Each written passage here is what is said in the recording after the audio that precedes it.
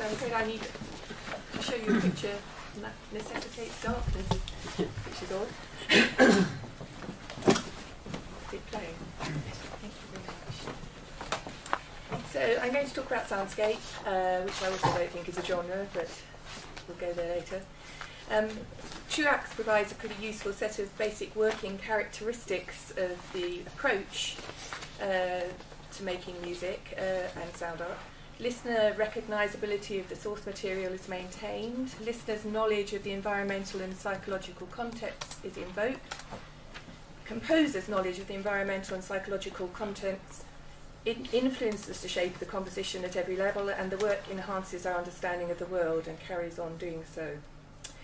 I think that's a good place to start, but not to end. It's as far as it goes. Evidently, the composer and the listener matters.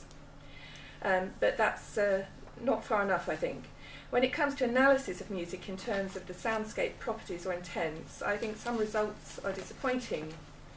The way we go about it can be either superficially descriptive of sound, or it's analytically unrevealing of intent, treating the work as a standalone piece of abstract sound construction, perhaps a case of the wrong or at least inadequate tools for the job. Both approaches can generate results, but they won't necessarily produce much illumination. I think that's because soundscape composition has very little to do with sound. Like many people here, I'm sure I use the word with a slight discomfort as a useful shortcut. I have a love-hate relationship with it. Now, my parents have one of those stupid, humorous signs hanging in their hallway. It says, "Beware of the dog," and the cat isn't too friendly either. And that's a bit how I feel about the word soundscape.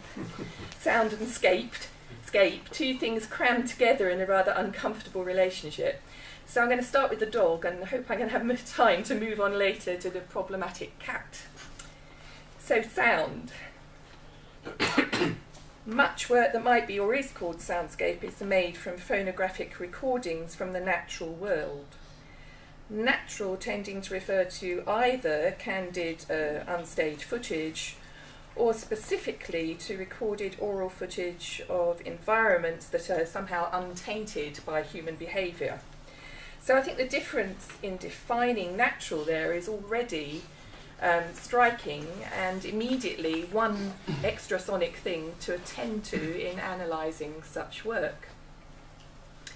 And then those works which are made from appropriated, pre-existing sound sources are, to my mind, again, fundamentally different from those where the maker or composer has been there, recorded them, got the t-shirt.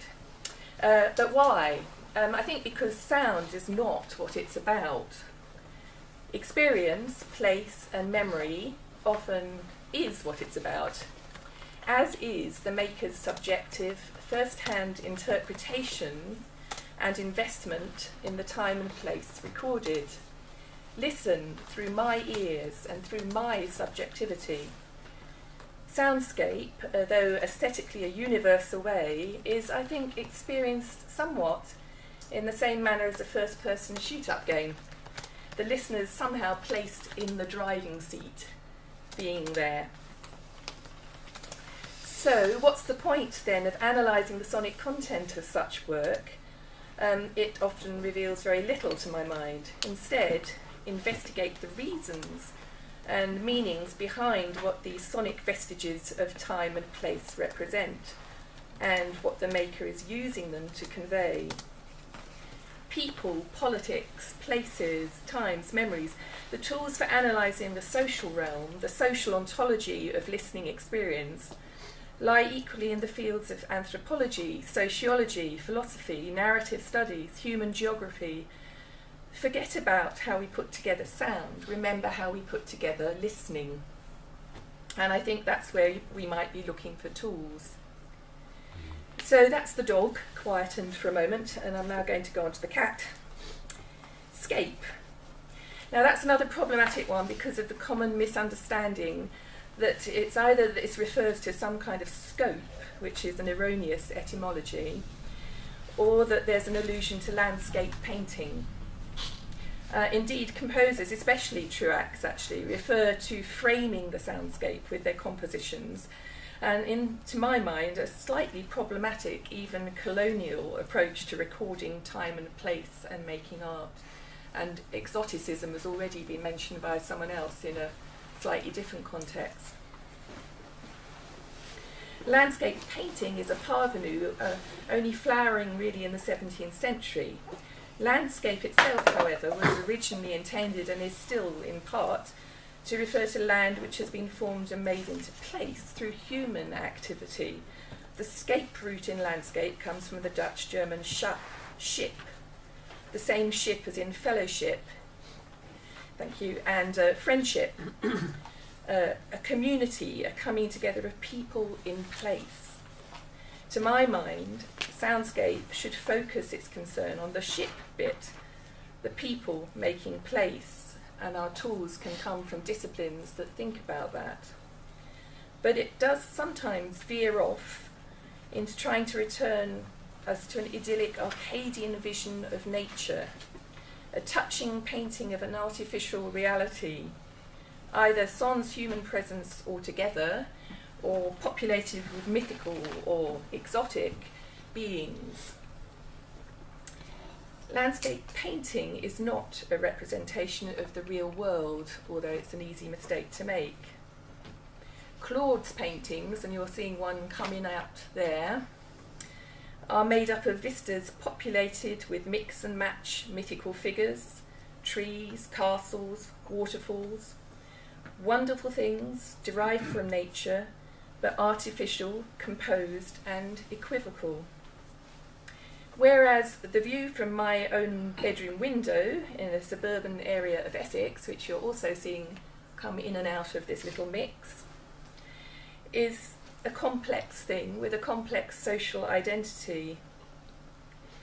And it's worth attending to that complexity, but it requires analysing it differently from how one might analyse a painting. The two views of landscape can be easily confused. You're seeing that right before your very eyes.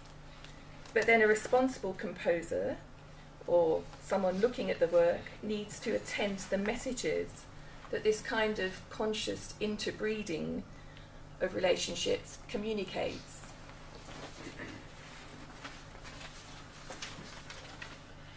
So the scape is problematic just as much as the sound for me, and yet we make do with these haphazard words to get along. And finally, I'd just like to mention the word as a whole, as an approach. Tim Ingold has expressed concerns with soundscape in his essay against soundscape, but his main reasons perhaps concern the desire to avoid the objectification of sound that he sees paralleled in the objectification of the visual object in visual culture. I'm more concerned that soundscape is in danger of becoming a cause of stagnation as a word, an approach, locked into continual references to the influential but fundamentally small and limited body of writing by Murray Schafer and the small coterie surrounding him. It's a thinking that's revisited, thumbed and pored over, pulled and teased, and rarely challenged, I feel. But in any field of endeavour, excuse me, an over-reliance on particular schools of thoughts becomes a move towards veneration, where it becomes sacrilegious to critique or move away. We need new tools. When veneration becomes conservatism, there's no means to expand and engage, and what develops is a resistant, unyielding doctrine. But one of the functions of analysis and approaches to discussing a particular kind of approach or aesthetic is to advance knowledge and to build growth, expansion and changes in thought. So that's my final and I think more urgent concern with what soundscape analysis needs to address. We need to expand the discourse, and we need to draw on a wider range of truly interdisciplinary tools. Thank you. Thank you, Katharine.